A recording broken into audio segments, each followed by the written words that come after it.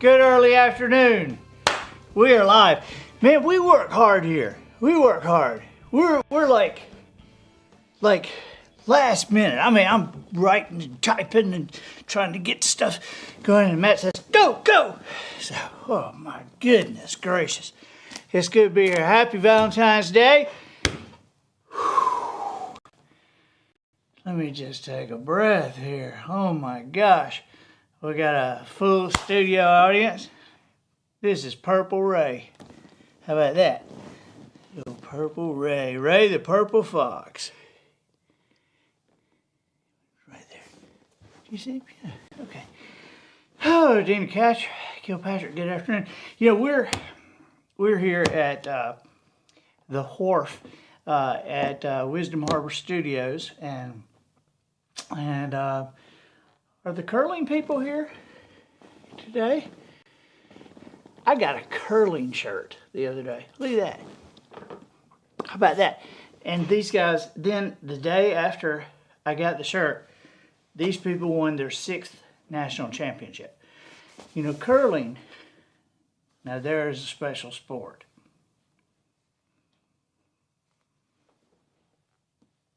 I don't really understand it, but I do know you get that rock and slide on that ice, and then somebody sweeps something in front of you. Oh my goodness. So it's Valentine's Day, and I'm assuming you guys have all bought your flowers and your candy for somebody. We got a bunch of people here.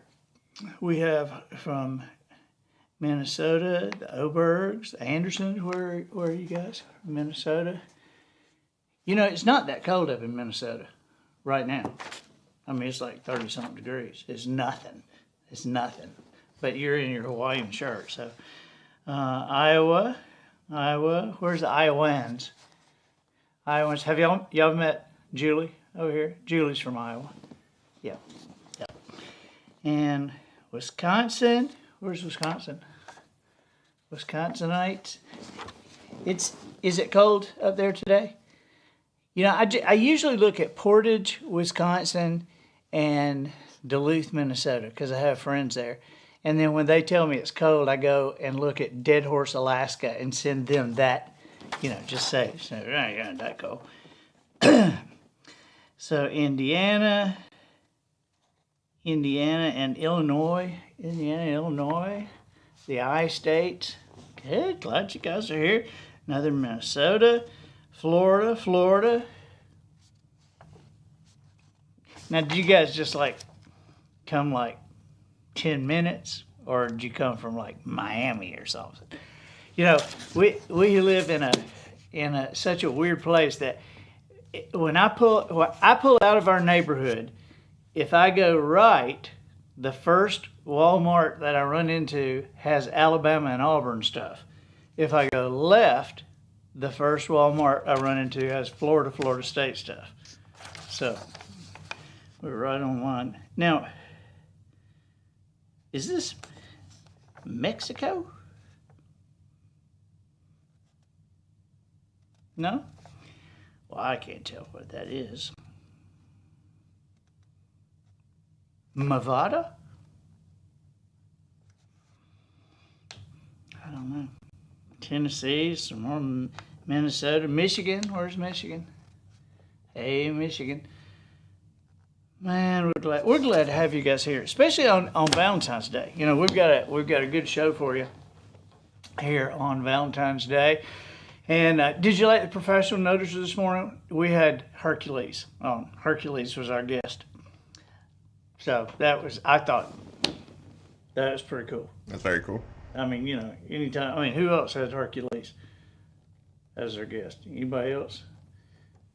So, but you need to watch that podcast if you didn't. Happy Valentine's Day from rainy Ferndale, Arkansas.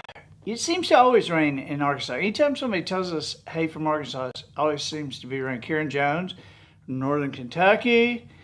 And Dina Kilpatrick, and so my curling shirt.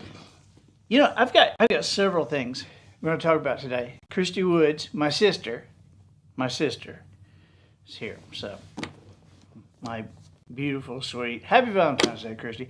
Barbara Kinsler's from Ontario, Canada.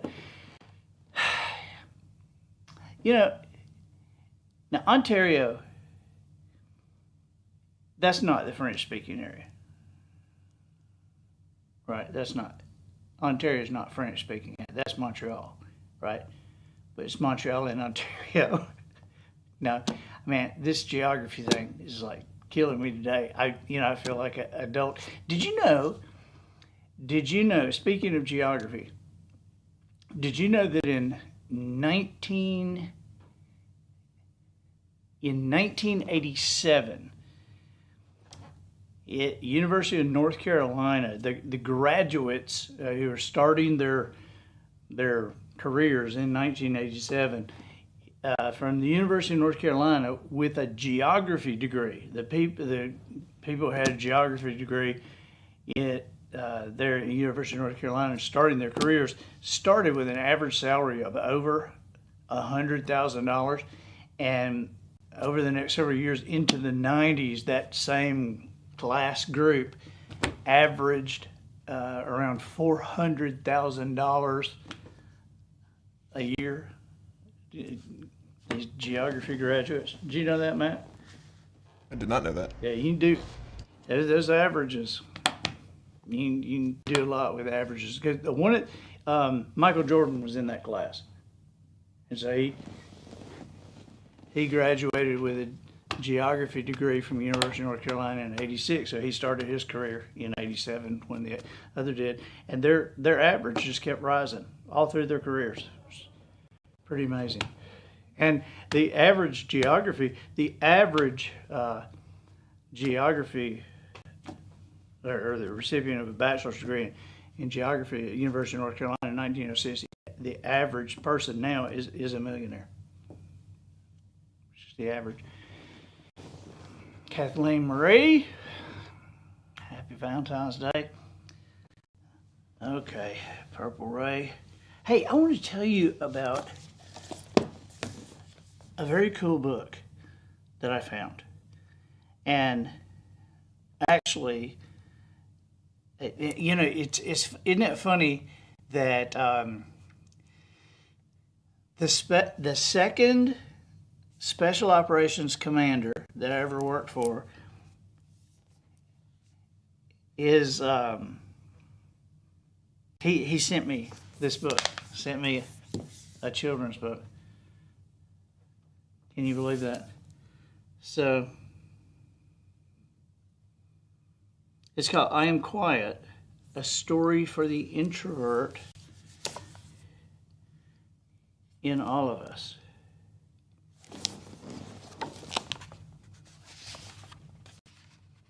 And it's written by Andy Powers. And, this book, I think he, what was that? It's the back door. Oh, it's the back door. Sounded like the building was falling down. Oh my gosh. This book,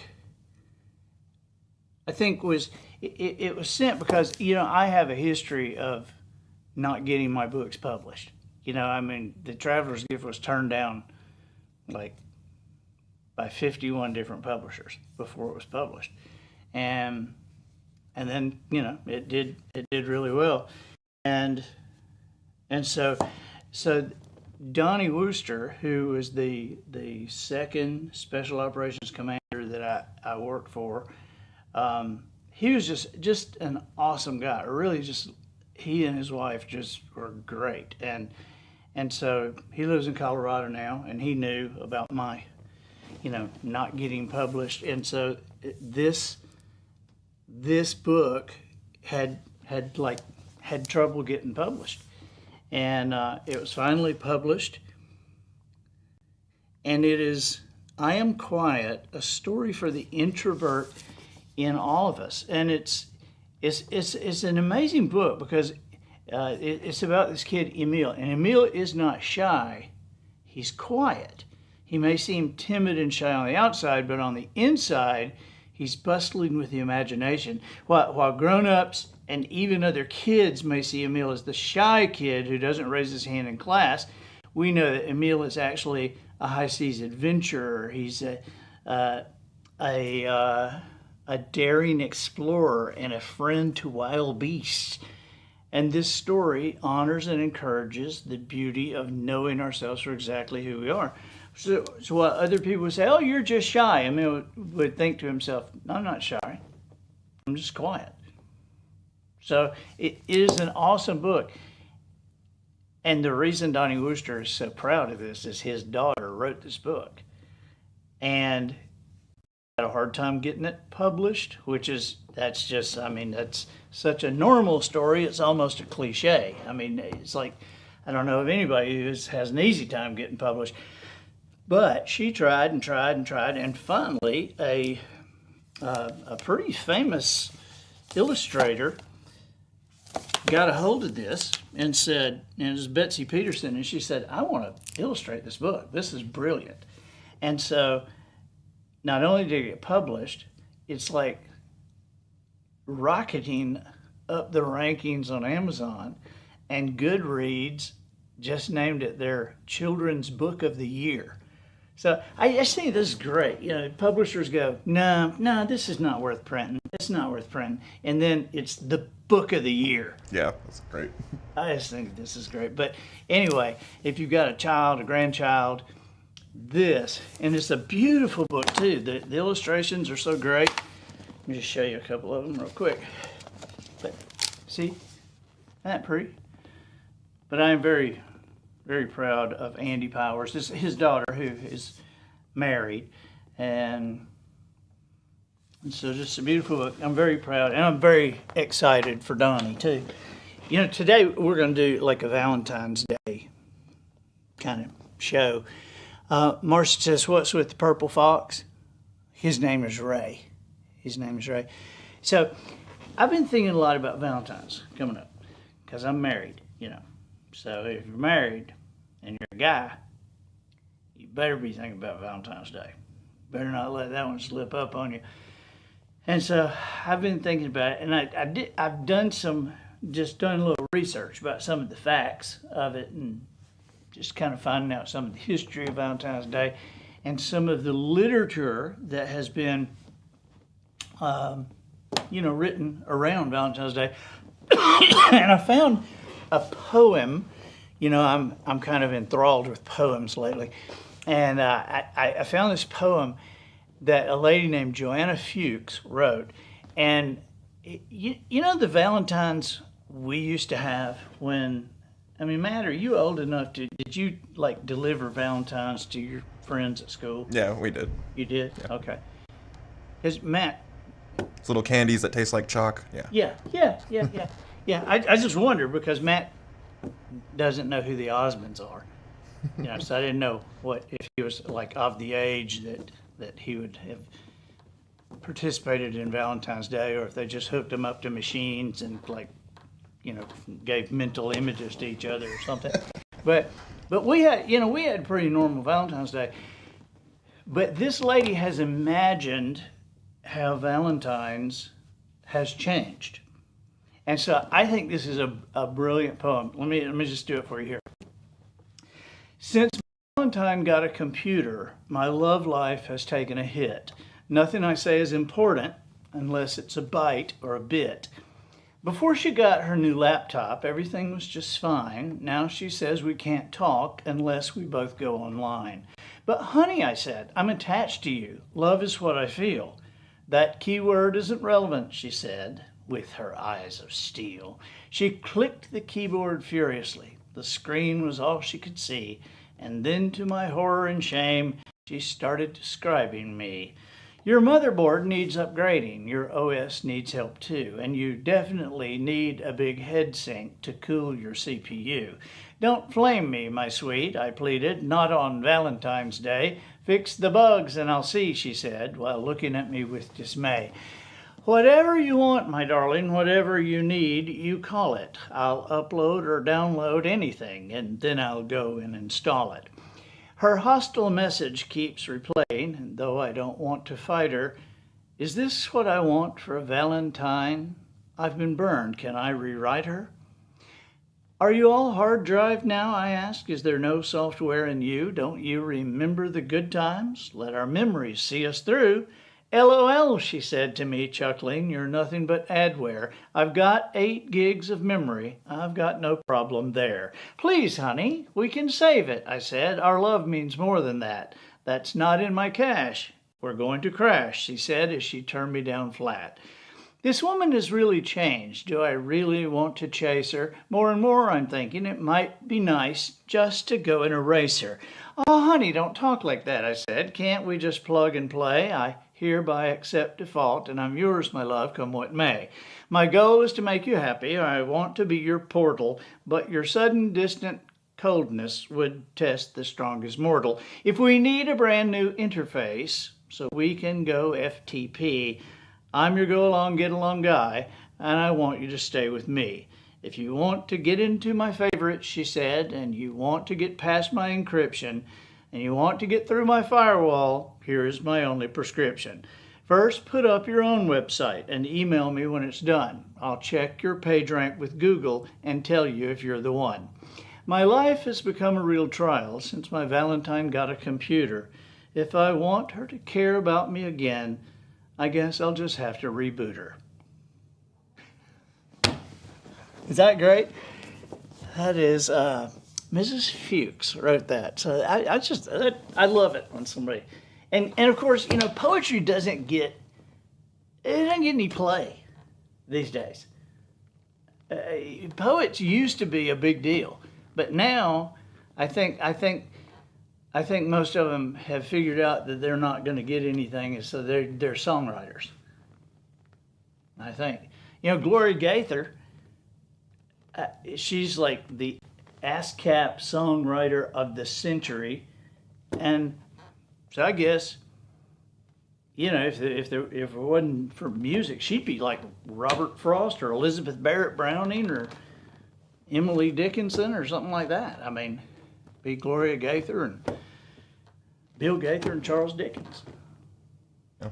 And if Mark Lowry was here, he'd say, and they used to live next door to each other. Stupid like that. Okay, so I'm going to read you a story that I wrote, but I think I want to tell you some Valentine's Day facts first. So I thought this was pretty funny. You know, I found that a great love story, of course, is Romeo and Juliet. And so, do you necessarily think of Romeo and Juliet on Valentine's Day?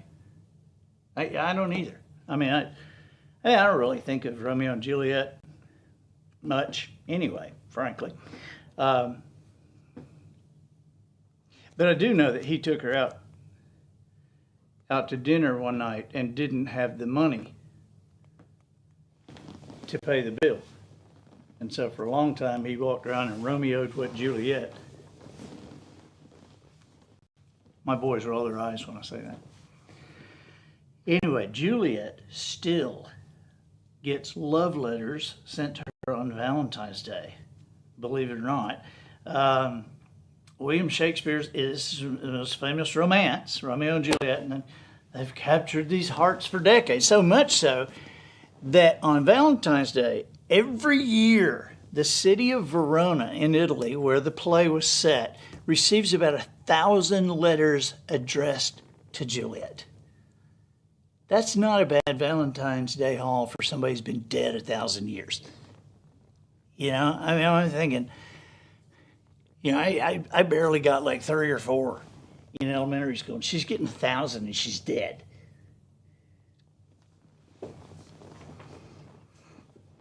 I thought this was pretty cool. I found that IKEA, you know, the furniture place, IKEA in Australia gave away coupons for free cribs this year for babies who were born on November 14th. You get it? It's exactly 9 months after Valentine's Day. And if you had your baby born on that day, with a coupon, you get a coupon with a proof of birth. The proof of birth had to be shown. I don't think you had to tell a story or anything, just like a proof of birth. I'm going to have to ask my friend about that. My best friend's birthday is on November 14th, and we've never talked about that before. I'm gonna ask him today. You need to ask him. Yeah, and tell him it's not too late to go to Australia and get a crib. You wonder maybe how other countries might celebrate Valentine's Day. I mean, we celebrate it by spending massive amounts of money on kind of junk stuff, I guess. But Valentine's Day in Saudi Arabia is banned. Did you know that? The Commission for the Promotion of Virtue and the Prevention of Vice restricts the sale of roses and anything red. Valentine's Day is banned, which is just incredible to me. Did you know that every year in America, $23.9 billion is spent on Valentine's Day? Billion with a B. 250 million roses are produced specifically for the day. 250 million. 73% of which are bought by men. Okay, I believe that. 36 million heart-shaped boxes of candy sold every year.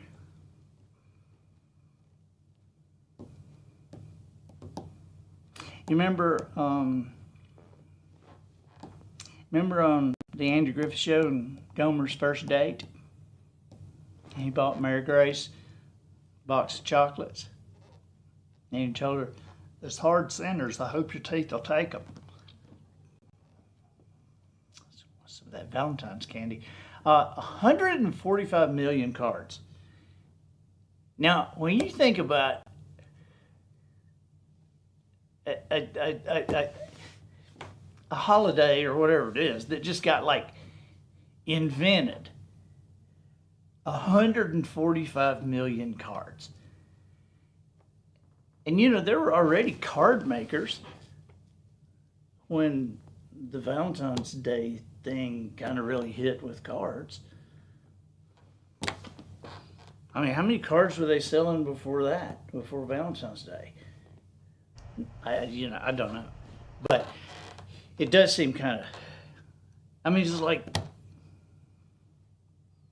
what? I'm looking at the stores over there.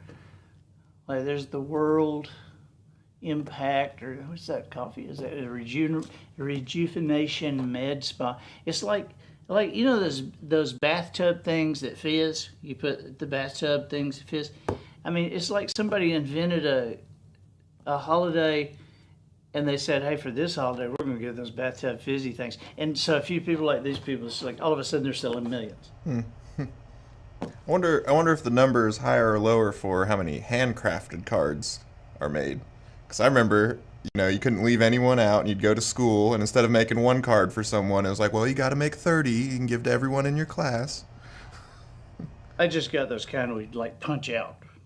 Oh, nice. They had the like little perforated edges. Punch them out, and little crappy things, and give them just like here. And then there would be one girl in the class. You'd bring in a big box. Hey, this is just for you, and then everybody else is this little crappy little heart, It's just, couldn't punch it out right. Sorry, I tore it. Happy Valentine's Day. Yeah. I just realized my first girlfriend, air quotes girlfriend, I can't really do much when you don't have a car or anything. But when I was in 7th grade, I got her friend to give me or figure out her combination to her locker, and I put a little teddy bear in there, and I think like a chocolate rose or something. And there was a school dance that night.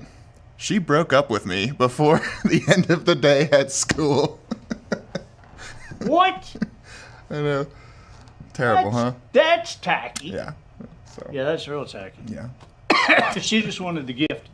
And what were you doing? Air quotes? What was that? Oh, I mean, because I said it was my first like girlfriend, but Oh, you know, so you went. yeah, this is in Yeah. 7th grade. You know, Girlfriend. Have you noticed we that? saw each other in the hallways. Have you noticed that that's the only punctuation we do that with? Is air quotes? You know? That's true. Do you know what I mean? I mean, we don't say. Do you know what I mean?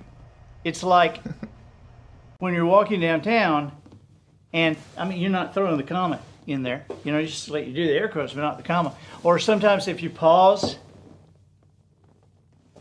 Do you know what I mean? This is exciting. Okay. Remember Conversation Hearts? You mentioned that chalky candy. Those Conversation Hearts. They're little chalk. Those little chalky. That was the cheapest kind of candy you could give on Valentine's Day. Had the little boxes. It would be like a nickel for like 50 of those little chalky hearts, you know, and they had they had the little what is that food coloring that they would stamp a word on them. They call them conversation hearts, but there's no conversation. It's like one word, and the word, and usually the whole word wasn't even on there. You know, it's just like the stamping machine didn't really work. It's like,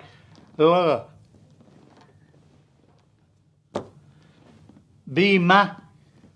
So, but do you know that those dudes have a shelf life of 5 years? 5 years. I mean, 5 years. But I guess, you know, I've never seen one mold. I've never bitten one and said, "Oh, this is stale." You know, I don't know. I've never gotten sick eating them, but they make how many of these things they make like 30 billion a year.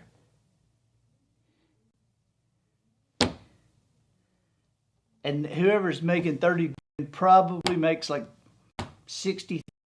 I mean, because they're so cheap. Oh, and 6 million people get engaged on Valentine's Day. Anybody out here get engaged on Valentine's Day? No good, because I think that's just like cheesy. You know, if I was tempted to get engaged on Valentine's Day, like if my soon to be fiance was expecting me to give her a ring on Valentine's Day, I would probably wait until the day after Valentine's Day. Just to start my marriage off right by making her mad. You know, so, and she'd probably take my chocolate and go home. She did with Matt. You know what I mean? But, that just, I don't know, that just seems, it's like I've always been kind of suspicious of guys that would ask girls to marry them on like Christmas Eve. 'Cause it's like, this is kind of cheap, you know? It's like, will you marry me? You know, this is your Christmas gift. It's like people do to people that have their birthdays on Christmas. Those people, they just got gypped by God. You know? I mean, it's like, really? Because for the rest of their life, everybody goes, hey, we got you this. Happy birthday, Merry Christmas. This is the Christmas and your birthday present. And they don't get both. Everybody else gets both, but not them. Right, Ray? How many people in here buy Valentine gifts for your dog? Come on. Don't be embarrassed. Raise your hand. Oh, I don't believe nobody in here does. Do you know 72 million people buy Valentine's gift for their dogs? 72 million. And the study they did said that 72 million buy Valentine's gifts for their dogs, and nobody buys a Valentine's gift for their cats at all. Which, you can kind of understand that. You can kind of understand that. Teddy Roosevelt. Now, this is kind of sad. I hated to even add this, but this is such a Valentine's Day fact. I mean, this is just one of those kind of odd facts known by few that you guys will be able to spend the rest of your life winning trivia questions, or trivia contests with this. But on the 14th of February, 1884, Teddy Roosevelt's diary, his journal on that day, February 14th, 1884, the only thing he wrote on that day was, "The light has gone out of my life." His mother and his wife both passed away within hours of each other on that day.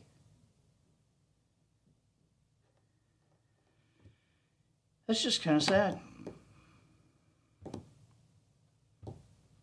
Unless you win $100 in a trivia contest.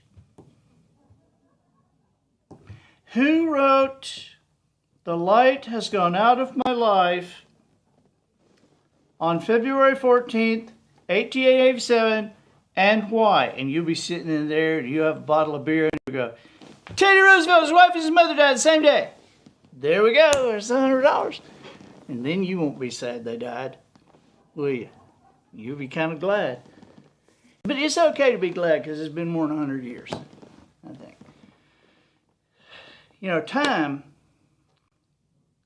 heals all wounds. But time wounds all heals, too. I was sitting next to a lady on an airplane one time, and she told me something about where she lived. And it was like that they had the biggest or the best or the smallest or the fastest or something in the town. And it occurred to me, as much as I travel around, it occurred to me that everywhere I have gone my entire life, every town has something. I mean, every town. You go somewhere and they say, we're the soybean capital of the world. Or you'll be driving along and somebody will say, "See that McDonald's over there? They sell more French fries. That one right there sells more French fries per capita than any McDonald's in the United States. That Toyota dealership sells more silicas than any." I mean, everywhere you go, they got something. Right down here, Lake Shelby, it's the closest place. That right there, that's the closest place in the world that freshwater is to saltwater.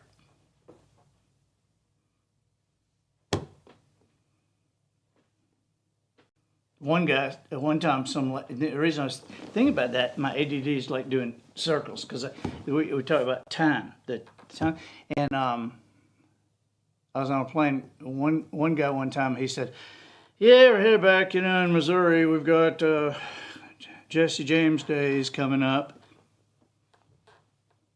And I said, "What is that?" He said, "Oh, Jesse James Days. It's a big celebration, craft fair, carnival, food festival, and Jesse James was from Missouri, and so it's like a big, Jesse James Days."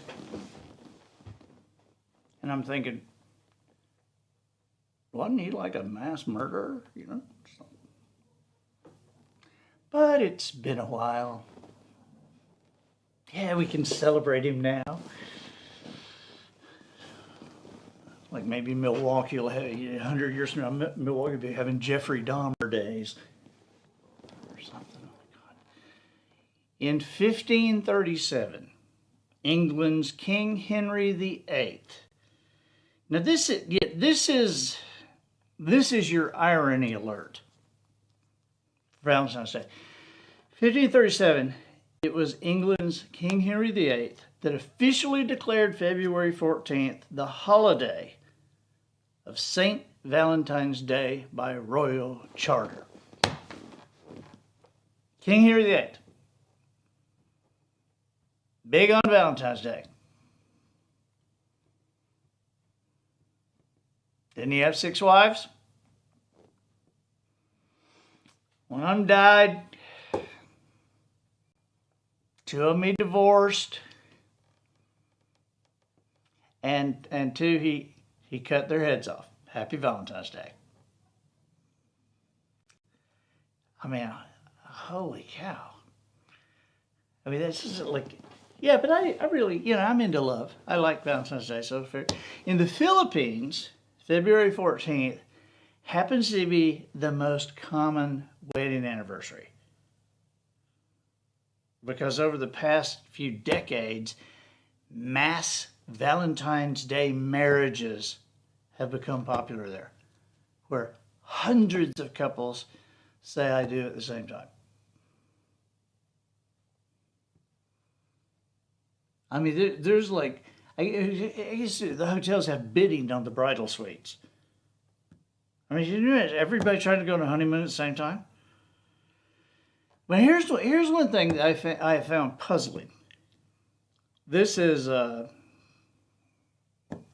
because you find some historical Valentine's Day things that maybe we don't have the context to understand, but apparently, I mean, it's just like, who's against Valentine's Day, right?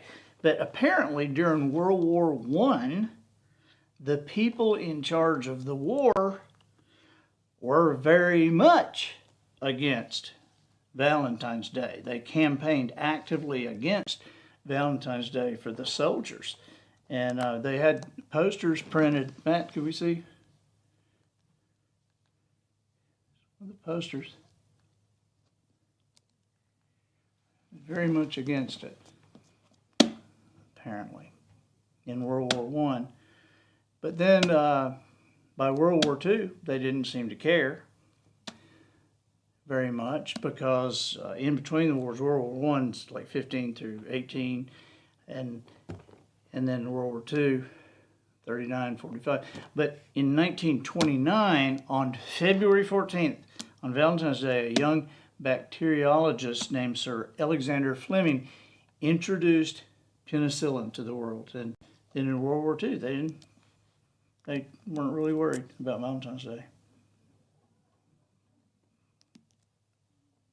Some of you get it. Okay, I'm going to read you a story.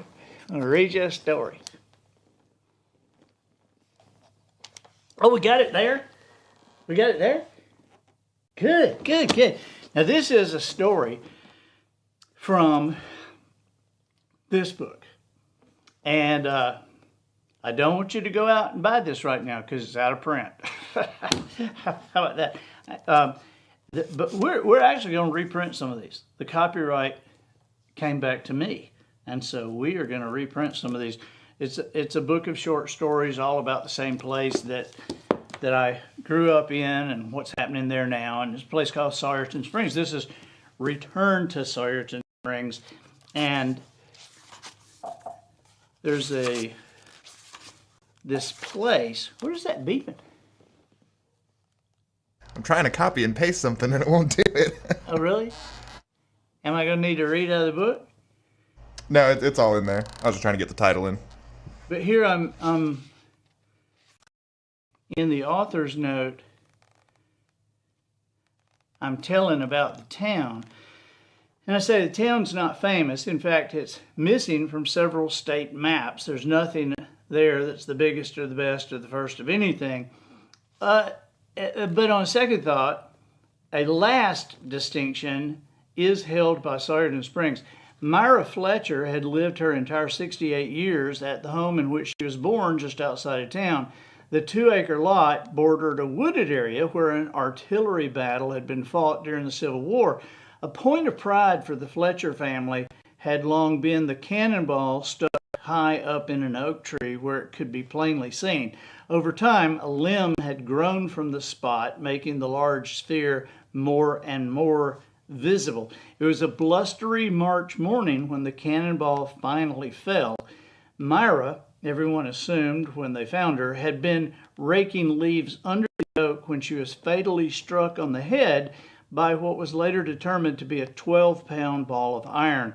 It wasn't until the funeral 2 days later that everyone realized that Myra Regina Fletcher had become the last official casualty of the Civil War in 1974.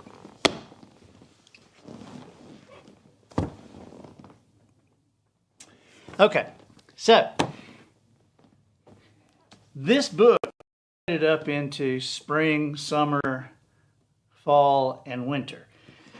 So there's Christmas stories, there's Thanksgiving stories, there's summer stories, and so naturally we had a Valentine's story.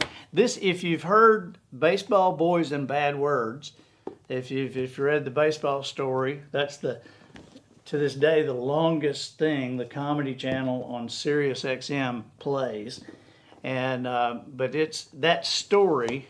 It's its own book now, but that story originated in this book. So, Shride re-shride. But this story is called Dying for a Valentine's Date.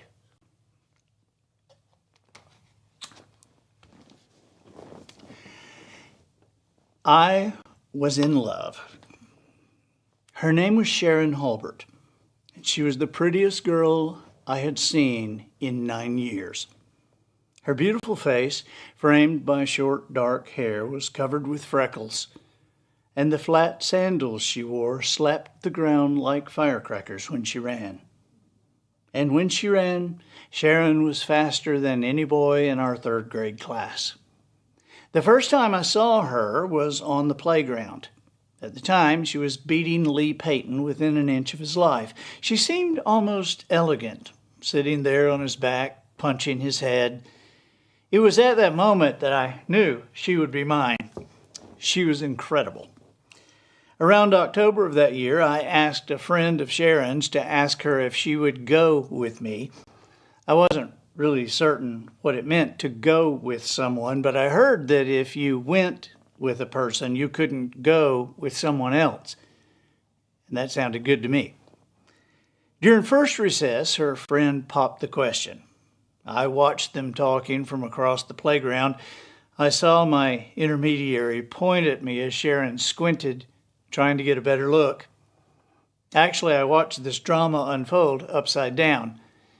You know him, Sharon, her friend seemed to be saying. He's the one hanging by his knees on the monkey bars. You know, the cool one. Luckily, Sharon told her friend to tell me that, yes, she would go with me. The bell rang, and we ran back into class. Arithmetic held no interest for me that day. Who really cared what 10 minus 3 equaled? Not me, that was for sure. Sharon Hulbert was all mine. She would walk with only me, be on my team for relay races, and beat up who I asked her to. She was mine. During lunch, I winked at my woman from across the lunchroom. She turned red. Love is wonderful, I thought. Then at second recess, Sharon told her friend to tell me that we were breaking up. I was crushed. What had gone wrong?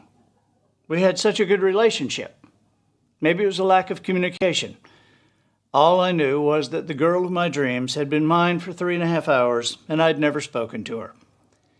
Sharon continued to be the object of my love for the next several years. One day, I thought she would love me too. I would change. I would become the man of her dreams. Was I not handsome enough? In the 4th grade, I grew sideburns, hair that grew down past my earlobes, which I kept wet and pointed, just like the crew on Star Trek. I knew Sharon liked Star Trek, and I went to school every day looking just like Captain Kirk. I also tried to curl the hair on the back of my neck to look more like Bobby Sherman. I did this by putting my hands behind my head, folding my hair up, and pressing as hard as I could. This process didn't actually curl my hair so much as it made it stick straight out. Another year went by, and unbelievably, as good as I looked, Sharon was not impressed. Maybe, I thought in the 5th grade, I don't have the proper family background. So I told everyone that Elvis Presley was my uncle. I hadn't said anything until now, I explained, because whenever Uncle Elvis came to Sargent Springs, he liked to keep it quiet. And besides, I told Sharon, my mother, Joyce Presley Andrews, had asked me not to tell. Not surprisingly, none of my classmates believed me. In fact, after a few weeks of recounting my adventures with Uncle Elvis, the prevailing request seemed to be, prove it. Fortunately for me, Mr. Michael Ted Williams, the town's biggest Elvis fan, had given me a picture of the King for my 7th birthday. I found it stuck between some old comic books. With a ballpoint pen, I wrote, "To my nephew Andy, who I have a good time doing things with. From your Uncle Elvis." The next day, Kevin Perkins wanted desperately to believe me, even though he said Elvis wrote like a 5th grader. But the object of the exercise, Sharon, was not impressed. During the 6th grade, I wrote songs. Intended to dazzle her with creativity, I composed masterpieces like "You've Lost That Lovin' Feelin'," "Kathy's Clown," "Smoke Gets in Your Eyes," and many more. My parents' record collection was a huge source of inspiration as I put the lyrics on paper. At this point, I felt I was gaining a little ground. Sharon seemed genuinely interested in me. I was knocking out the hits once or twice every week and passing them to Kevin during English class. He passed them to her during history. This might have gone on indefinitely had I not seen Sharon in our church one Sunday. Her family was Methodist, but there was Sharon sitting with her friend Glenda Johnson in the 3rd row, surrounded by Baptists. I thought she might be trying to get a double dose. The next day, wanting to show her how religious I was, I gave her a new song I had written.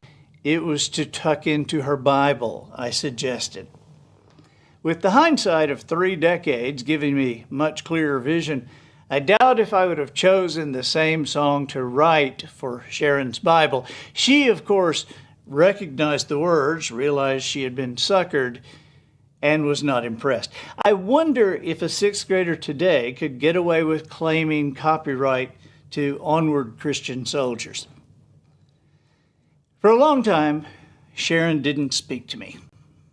I suffered a severe case of writer's block and never wrote another song. Elvis also stopped dropping by about that time, but I still had my sideburns, if not my beloved. The summer of our 6th grade year came and went. Sharon had spent her vacation at camp, so I hadn't seen her for 3 months. When she returned, she was more beautiful than ever. She was also about 1.5 feet taller. While we had been relatively the same height in May, all of a sudden, in September, I was saying, "Hi, Sharon," to her collarbone. She was a giant. Or I was a midget. I wasn't sure which. 7th grade was tough enough without this humiliation. It got even worse when Wayne Gardner asked her to go with him, and she said yes. He asked her himself. He walked right up to Sharon. I was standing there, and over my head he said, "Hey, you want to go with me?" "I guess," she said. He said, "Groovy," and walked off. That Wayne was something else. I was intimidated. For one thing, he was as tall as Sharon, and for another, he was in the 8th grade. He was worldly. He played football. He'd been around. The Wayne-Sharon matchup lasted until the 1st of December. Wayne told everyone he broke up so he wouldn't have to buy her a Christmas present. That made me mad, and I told him so. He pushed me in a ditch and laughed. As February rolled around, I eyed the 14th with optimism. That was the day that Grace Fellowship Baptist Church held the annual Valentine's banquet, and as a seventh grader, I was now eligible to attend. In the hall one afternoon, by her locker, I asked Sharon to be my date. To what? She asked.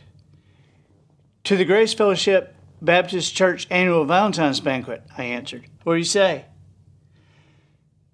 Well, she hesitated. I was not going without a date, and this was the only date I wanted. I stepped up my attack. Come on, please. We'll have a great time. And besides, I'm dying. I paused to catch my breath. And in that moment, I saw Sharon's eyes open wide. Now, understand, after my breath, I was intending to complete my thought, which was something like, I'm dying to see the great Gossamer, who is a Christian magician we're having at the banquet. That was my intention. But as I watched Sharon's eyes fly open and her face go pale, I knew immediately what had happened. And I took advantage of it. You're dying? Sharon asked in a soft voice. Looking down at my feet and then up into her incredible tear-filled eyes, I said, Yes. Yes, I am. What's wrong? She asked. And in an answer that wasn't exactly a lie, I said, It's my heart. The night of the 14th, I walked up the sidewalk in front of Sharon's house. I wore black and white plaid pants with a red shirt. The cream-colored sport coat matched the hearts on my black and cream tie. My belt was white. It complemented my shoes, which were white with gold buckles on the side. I looked good. I carried a corsage. My mother, who waited in the car, had coached me on giving it to my date and what to do after the corsage had been presented. At the door, I was perfect. Sharon, I gushed, you are more beautiful than the flowers I brought. Then I addressed Sharon's mother. Mrs. Halbert, I said, will you pin this on her dress? I am so clumsy sometimes. By the way, what time would you like me to have her home? Sharon's mother rubbed her mouth with her hand to hide a smile. About 9:30 would be fine, she said. The banquet was memorable. The chicken was broiled, which was not really the way I liked it, but as Sharon pointed out, it was better for my heart. The great Gossamer truly was great. He made an analogy between sawing a woman in half and the magic of the Lord in our lives. When it was all over, my mother drove us to get ice cream and then on to Sharon's house. As I walked her to the door, Sharon said, You aren't really dying, are you? Yes, I answered. I mean, no, I'm not. Not soon, anyway. She smiled. My mother told me that you weren't. She said you were just trying to get me to like you. As we reached the door, I was silent. Sharon continued, You don't have to say that stuff to get me to like you. You know, I always kind of have anyway. Thanks for tonight. And with that, she kissed me and ran inside. I stood there for a few minutes, not believing what I had just experienced. She liked me. She said so right before she kissed me. And it wasn't an ordinary kiss either. It was right near the mouth. I walked back to the car that night, a different young man. I carried with me a confidence that can only be given by a girl. Through the years, Sharon remained my friend, even though we never went with each other or anything close to that. But I'll always remember that Valentine's Day. And I'll always remember what I told my mother as I crawled into the front seat. I shut the door behind me, grinned, and said she was impressed. The end. There you go.